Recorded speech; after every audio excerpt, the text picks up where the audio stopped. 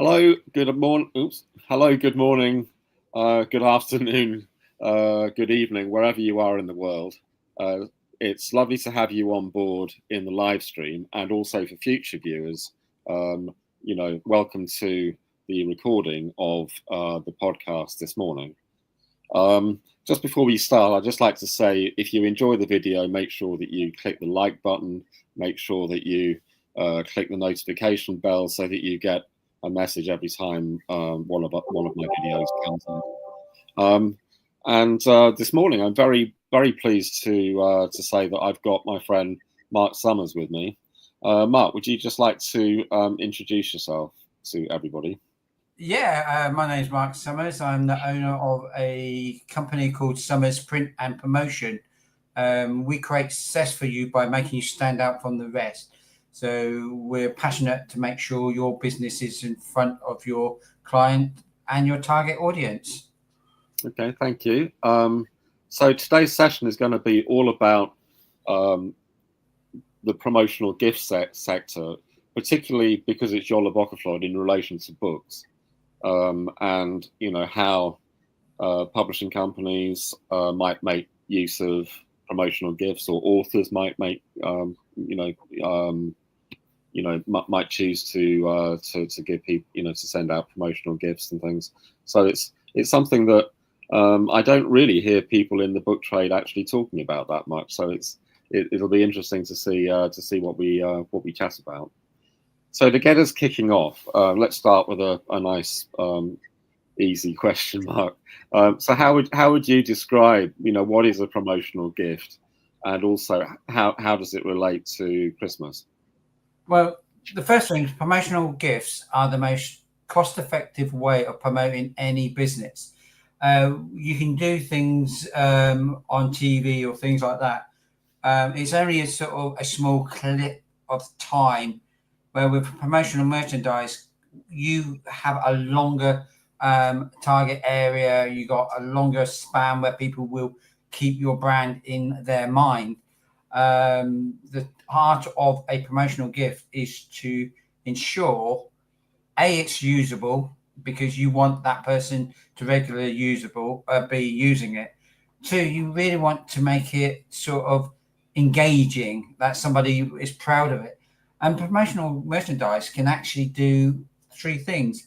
It's a great way of targeting your audience to make that contact, especially if you're at trade shows or at events where you wanted to give people something so they remember you after the event. Especially when you're at trade shows, you've got so many stalls there. What makes you different? I have some wonderful stories about people who went to trade show who came out very successful. And obviously I had stories where people didn't quite take that promotional gift or thought they was great and didn't come out of it. Or you got your client, you want to say thank you very much for business. I think a lot of people don't actually thank their clients for the business side. They get so wrapped up in the business, they don't take. And the promotional gift is a great way of thanking them, because it takes 5 times longer to get a new customer than to maintain your new one. And a simple gift can do that for you. So do you think that's the primary reason why people might use promotional gifts to say thank you to clients? Yes, but it's not just for Christmas. Obviously, we push and encourage people to say thank you to their gift, to their clients at gift at Christmas, because it's a great time where everybody is relaxing and reviewing, and you want gifts which they will see all year round. So things like calendars, mugs, pens, and things like that, where everybody will use them, and you keep the art of a promotional gift is so people can see your brand all year round. Yeah. And it don't have to be expensive. It's Christmas is a time of giving, and it's not about the value of how much that item is. It's about the thought behind the gift when you actually give it to someone. And you have to bear in mind, a lot of people leave it to the last moment. They think, oh, I need something for my client next Christmas next week. It's not going to happen. And that's why we always try to talk about Christmas during the summer holidays, like September or August, them sort of months where the sun is out and people say, why do I want to talk about Christmas? No, you have. Yeah, and people got to understand it takes time to get that product you want, get the artwork ready, ensure the factory's got enough stock.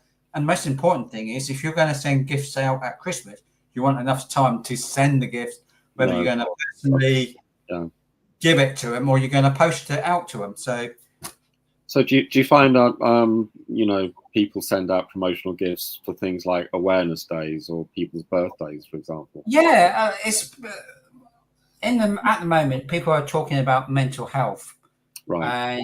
And there's a great way of stress-related aids which you can brand up, where you can send out to your clients or send out to your staff, just so they do feel engaged or they feel looked after, or they can use that gift to actually take that stress out. And we all got to admit, with all the sort of things going on in the world today, we do need to do things to maintain our mental health. And that's where we like to talk to our clients. We don't want people to go onto our website and order from the website.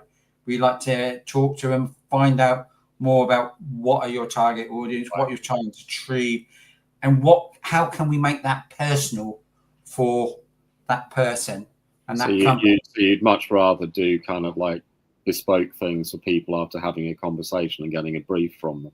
Yeah, it makes it a lot easier, and I can throw ideas about it, because obviously one thing we're really passionate about, we do the main traditional merchandising product, which is made out of a lot of plastic, but we do a lot of eco-friendly products. People always think, oh, if I go for an eco-friendly product, it's going to be a lot dearer than a normal traditional plastic one. That's not it. That's not the case these days. The cost of manufacturing eco-friendly products have come down so much. With bamboo, it is such a sustainable plant. It can grow very, very quickly. Therefore, it's bringing the costs down. Right. And there's some fantastic eco-friendly products out there which you can give to your clients. They will feel passionate about that, you care about the planet. Also, they actually feel you've taken some time about this. You didn't go for the cheap option. Oh, we'll just get 200 of these pens, and you put thought behind it. And it is actually known that more people will engage with a business who tend to be more eco-friendly, because it's the thing which we're trying to do these days. Yeah, sure. So in terms of Christmas, what kind of gift makes a good promotional gift at Christmas time? There's two types. It depends. If you're seeing your client regularly, the best bet I always say is a A5 notebook, which is branded, and it's the actual quality of the notebook is a soft feel. And I've produced so many. Well, just before Christmas, I had a local company who wanted 500 books, and the cost is not so much. He questioned me. He said, "Mark, well, last time I ordered 100, it cost me £7 something, but I'm ordering 500 from you, and the price is a lot cheaper." Why? Because that's where you get the prices down, where you do site. And volume's important, because there's a sunk cost to switching on the machine, isn't there? So that's right. Because once the machine's on, it's going to produce, and we do buy things, big bulk stuff, to make sure we can keep the price down. Yeah. Because the most important thing is you want that person to feel value for money. You want something which people will use regularly. So that's why pens are very good, notebooks are very good. A calendar on your desk is very good. Yes. So we literally got thousands of products, and that's why it's so important that we talk to our clients, understand what they're trying to do, and then give them a choice. And we always give them a choice of a non eco-friendly option or the eco-friendly option. Sure, and surprising many people. But do you find it's important to ask because clearly if somebody's going to be a client, you know, they will have their own kind of brand values and you know, way that they want to express themselves. So I guess that's an important part of the conversation, to actually work out what kind of gift would actually align with their brand values, you know. That you hit the nail on the head. It's that personal touch. People buy because of people. Yes, you can get things off the internet at a very cheaper price, but you're restricted to it.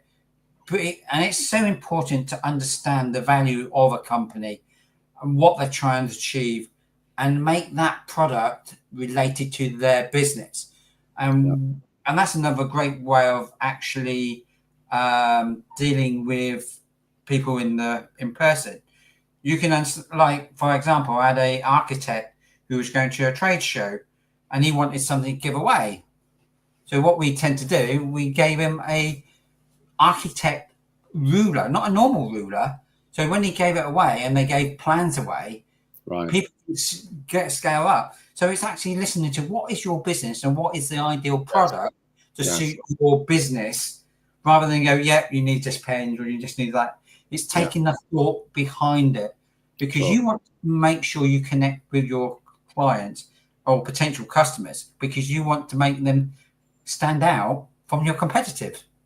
Yeah, no, I've got a bit of an anecdote though. When I first launched the Jolabokaflod concept at a book fair in London about 7 or 8 years ago, I discovered that in Iceland, one of the things that they're famous for producing is licorice. They like licorice. So rather than on my exhibitor stand, rather than having the standard kind of Quality Street, you know, chocolates, I'd be giving away licorice to people. You know, because it relates to what goes on in Iceland and the fact that Icelandic people like licorice. So that's an example of like aligning something that you're giving away on an exhibitor stand to people to stand out a bit. I totally agree, and everybody loves licorice. Well, it's a bit different. You don't tend to be get offered licorice at a trade fair, do you? No, we done work. We did a work for a radio station, and they was doing a winter campaign for children's safety. And this is the other thing, what we can do, if the volume's there, we can bespoke the product for their needs. And they needed just simple little clip strip to clip onto children bags. And so obviously when a car comes near them, it warns the driver there's children there. And they did a campaign, and we did about 5 different radio stations. So we had to create something like 4,000 of these clip strips. So they went to schools to give them away. A, it's promoting safety, and B, it was easy to produce because we can design it especially for them.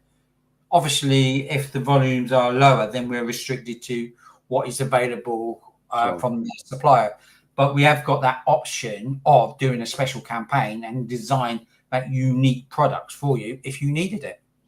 Okay, well, I've got. Let's think of some case studies. If we relate it back to the book trade. So let's say you're a publisher, you know, you're a small publisher and you want to make a bit of an impact.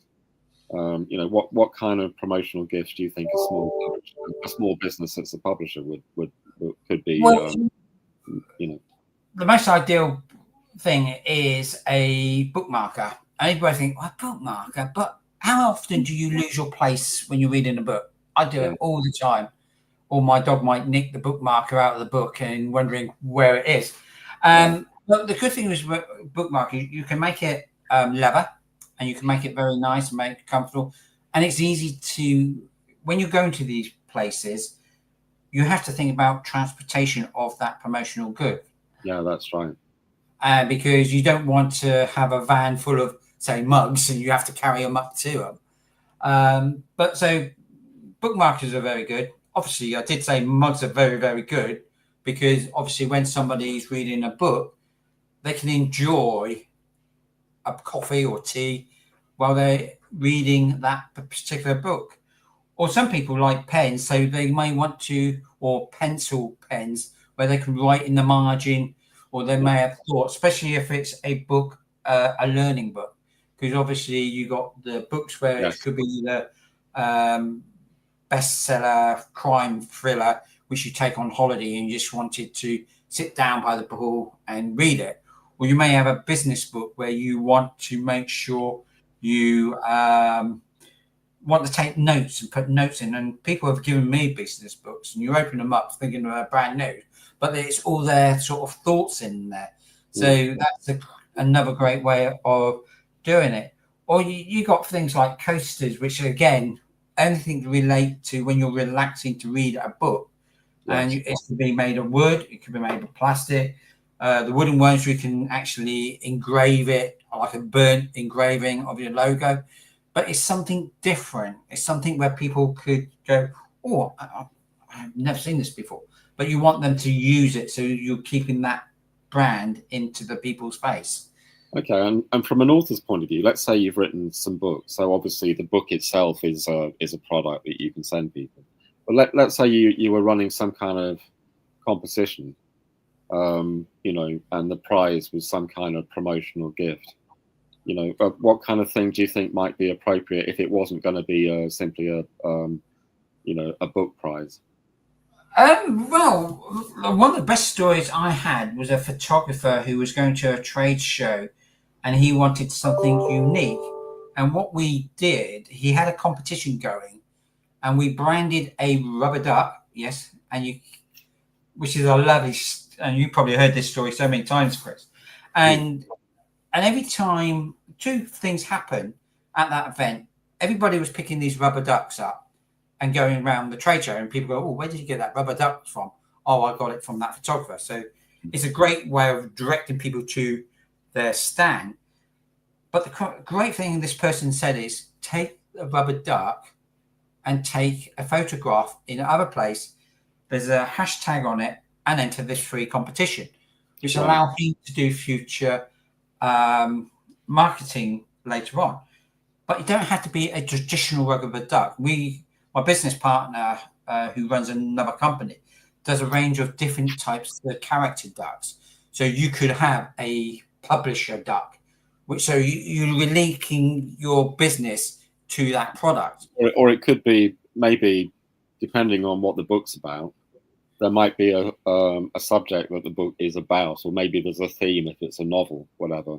So that might relate to a similar idea to your duck, where they could take photographs of them with this thing, you know. That's it. It's thinking outside the box, because there's so many permutations which anybody could do.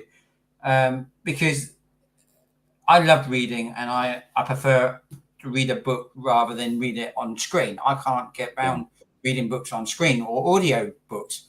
I love the feel of a good book. Right. And to me, that's what makes it so different than the other forms of where you can read books. But it depends on what you're trying to achieve. Are you trying to get people to connect with you more and get them contacting so you can speak to them later? Or whether you just want to give a prize out. So if you wanted a prize, you may want to spend a bit more money on a one-off gift. Yeah. It's often used as a way of getting people to sign up to email lists, you know, that kind of thing. Because if they want people to sign up and be on a mailing list, and that's a great thing of keeping a good product which don't cost so much. But if it is a prize as a reward for you entering a competition, then you may want something extra, something different. And this is a great thing about the industry we're in. We got thousands and thousands and thousands and thousands of products to choose from. Right. And this is why it's so important to sit down with the client and to understand, what are you trying to achieve? Are you trying to reward something? And and I've been working with people who does award ceremony. Right. So you want a sort of a trophy which you get from a sports shop. You want maybe a crystal award made of crystal, and so it feels quality. Or you may want wooden blocks as. So it's important to understand what you want, and if we have the time, and this is the important thing, is people have to realize if you've got an event coming on, don't wait until a month before it. Start talking sooner. I was talking to a gymnastic organization who had an award evening in November, but we started talking in February. The reason why is was giving them options and what they can do, because when you want that good gift, you want that right gift. So I would imagine that, let's say it was something really, really special and unique, and it wasn't something that, even though you've got this massive database of different products that you offer, do you sometimes find that you need to do some research to find some new suppliers for particular types of thing that you would then do the promotional stuff on that particular? Totally agree. Last year I had a client who approached me, and there was a drainage company based in Reading, and when people came to their premises, they wanted that instant wow factor welcome. And they said, Mark, can you do a doormat for us? Yeah, doormats are quite easy. But we want a 3 meter by 1.9 meter doormat branded up. Okay, right, okay. So I needed to go away and search to see what's out there, and then got it sent. And they were so happy with it. They within 6 months they ordered a second one. So it's very good. So that's part of your. It's not just doing the printing work. You sometimes have to do the resourcing and finding the manufacturers as well. The actual printing side of it is quite quick. And once the artwork is approved, because we won't print or embroider anything, and it's not just giftware we do, it's branded clothing we do as well. And we won't do anything until we got that authorization from our client. And people may have an idea, but when we brand it up, they may go, oh, I'm not quite with that. Recently, we did some clothing for a company, and they wanted their website on the back. Originally, we didn't put the website on there, and they go, oh, could you put the website on there? We gave them the visual. They looked at it and went, no, can you go back to the very first drawing? So obviously, that's why it's important to have that time in case people wants to change their mind. Because the bottom line is, we don't want to produce anything if the client is not 100% behind it, because they won't get on board, and obviously they may feel we didn't care. So we spend the time researching, and most of my time is looking for products, what they want. And the only way I can get that information is by sitting down with them. An email can explain it, but it's restricted. But you can ask questions, you can ask ideas, and to me, it's a valuable time. If there's business happens out there, that's great, but it's actually giving the client a great customer service experience. I guess even if somebody doesn't go ahead with something with a particular order, you may have actually sourced some new people for other times that you might need to use their services, I suppose. So, I totally agree. I was researching for a client, and I came a range of loaded pet accessories, which you can brand in. And I suddenly went, oh, you know what? I know so many pet owners.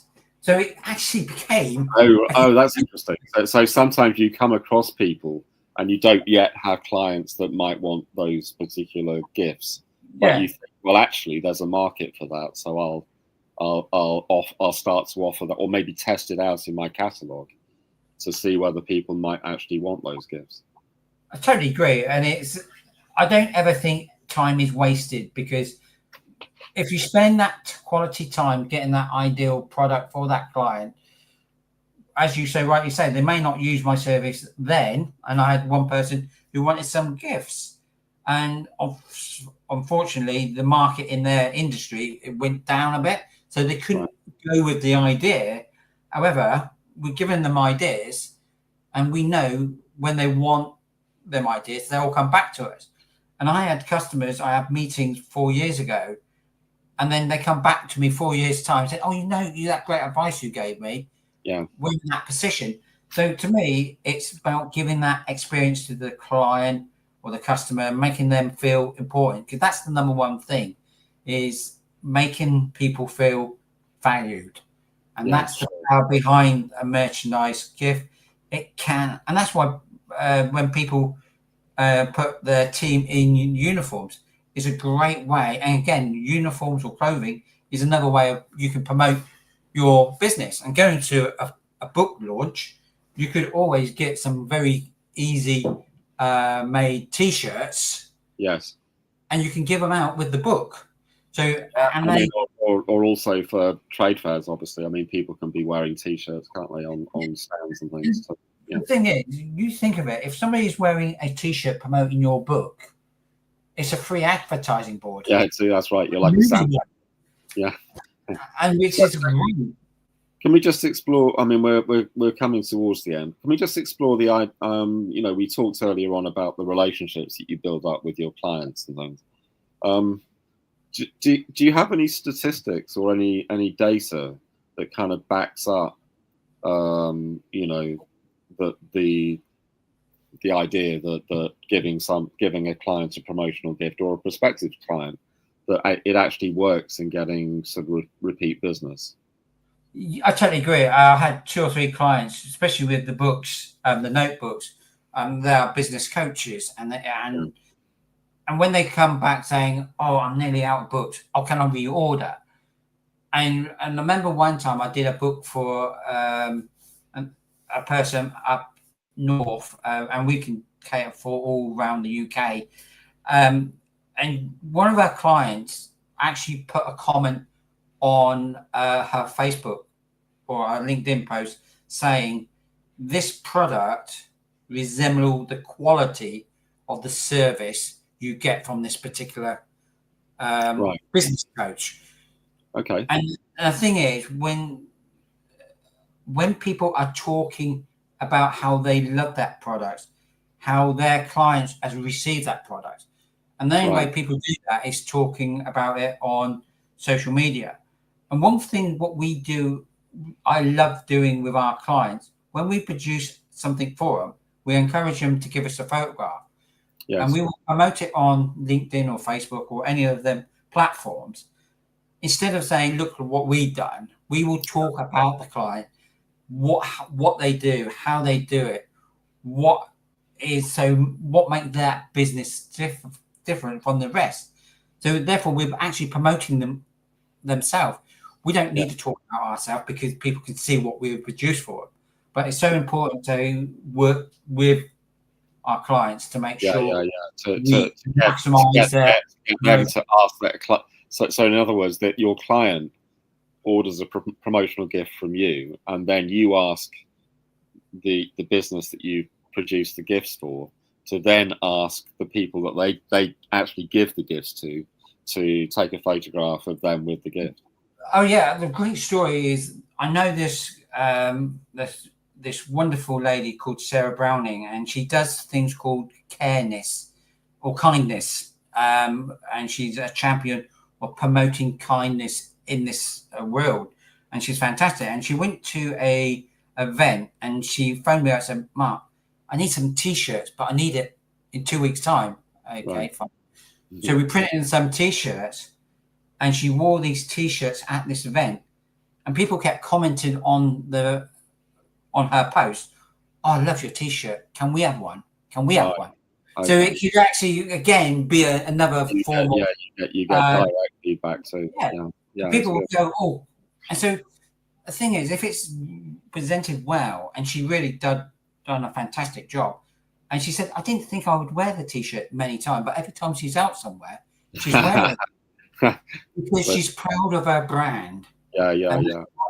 that's why whatever you do, you have to be proud of your brand. And if you are investing in promotional merchandise, you are proud of your brand and you want people to know about it, know about your value and what you stand for. And that's why I love what we do, because we create that success for that business by making them stand out from the rest. Okay, brilliant. That's a great place to come to our last question, which is I always ask my guests on the Jólabokaflod podcast to recommend a book that they have enjoyed or that they love or that they think that the audience might really enjoy. So, Mark, what's the book that you'd like to recommend? Well, it's this book here from Sarah Paynton, and it's The Business of Story. We all know a great story can sell and help grow a business. And it don't have to be from the person who owned the company. It's about using their clients or telling the story.